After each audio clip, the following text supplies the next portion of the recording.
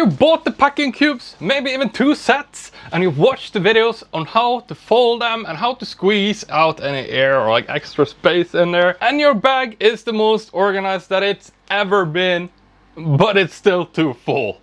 So here's the thing, this is not really a you problem, but it's not really a packing cube problem either, because the cubes, they actually did exactly what they're there for. The problem happened actually before you ever even filled them, and I can show you how to fix this in about 10 minutes or so from now. So I'm Thor, and I've helped tons of travelers through these exact issues, and after more than 6 years of teaching people this stuff, I see so many people getting stuck on this.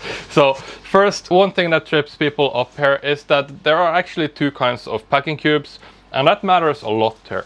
So you have the regular packing cubes. They usually look something like this in thickness once they are packed, and they can help save a tiny bit of space, but we're talking marginal space there, like maybe 10% or so, because they don't really shrink anything. It's just the stuff that you put in there can be like squeezed together in there. The other option is compression packing cubes. That is actually what this is. These packing cubes can really help you save some space because they do shrink together. You have like a zipper on the side that like squeezes it shut. Compression packing cubes do shrink, and they can help you save some real space as well, probably about half the space or so. But this can actually be a trap as well, because they let you cram more stuff into the packing cube and still zip it shut somehow. So they kind of hide the overpacking. The bag closes, and therefore you get to the airport, you know, super organized, nicely compressed, and then you find out that you're 10 pounds over the limit because you compressed clothes too hard. Neither kind of cube decides what goes into them. That part is still on you here, which is actually good news, because that is the part that we can fix here together now, so that you're able to do this the right way. So before you put a single thing into the cube, you need to give each cube a job, and you need to put some limits on them as well. So generally, I'm going to suggest that you use, let's say for example, cube 1 you use for your tops, and the limitation I would put on it is that you put 1 top for each day, minus 1 day, because in all likelihood you're going to be re-wearing one garment at least 1 time, right? For cube 2 you put your bottoms, half the number of your tops here.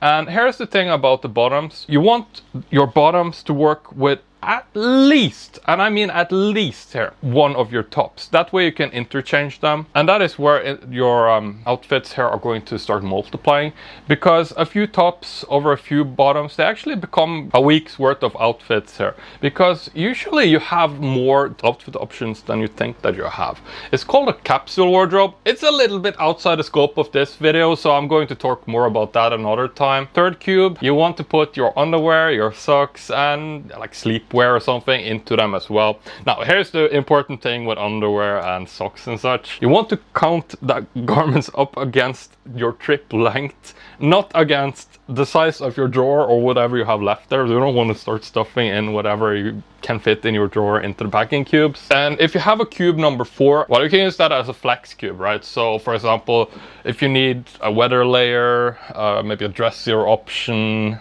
and like a swimsuit or something, you can put that in there. Here's a rule that is going to make this all work so well and keep you super organized in your cubes. If an item does not fit inside the job that the cube has, you don't want to put it in there just like full stop, because first off, it's going to mess up your organization, but secondly, it might be differently shaped than the other garments inside the cube, which makes it look kind of wonky, and yeah, just don't do it unless you absolutely have to. Another pro tip is that you don't want to overstuff the cube to the point where they start bulging, so like making like a bulge shape. A couple of reasons. First of all, it's going to be super hard to pack them into your bag because they look so oddly shaped. Secondly, they're super hard to open and super hard to close when you do that. They're going to squeeze your clothes quite heavily together as well, and they actually wear quite heavily on the actual packing cubes itself.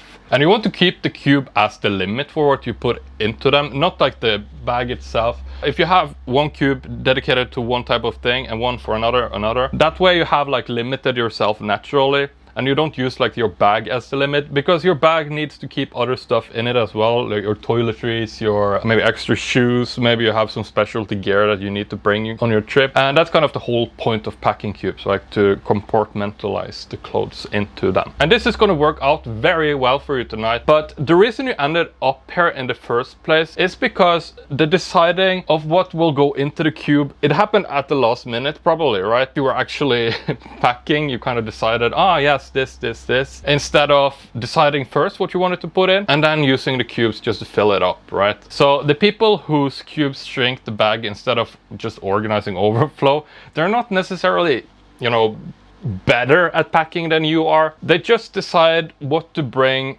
before the cubes or the suitcase ever really come out of the closet. And that deciding, it's a sequence, and that is the whole thing here. Sort outfits, but what you will actually be doing on your trip, and then you build up layers of clothes that work well together. You can narrow down your essentials in this process as well, since you know what you'll be doing. And only then you bring out the cubes to hold what is actually needed for the trip that you already have planned for.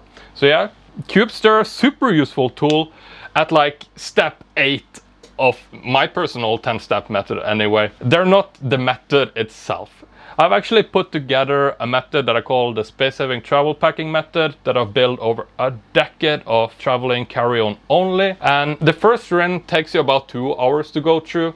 And then every trip after that is super fast because you have kind of a standardized packing system. If you're interested in that, I'm going to add a link in the video description, as well as like the pinned comment under this video. That way you can get into the method at 30% off the standard price. That makes it so that it costs less than like one overweight fee or like a big packing mistake. So I hope this makes sense. Your cubes, they're fine, and you definitely don't need more of them, and you're not using them wrong either. You just need to make a decision first and then feed that decision into the cubes. So yep, the full method is linked in the video description and the top pinned comment. Put it to work for your cubes once and you'll see such big results moving forward. Hope you have a great trip, and I'll see you in the next video. Peace.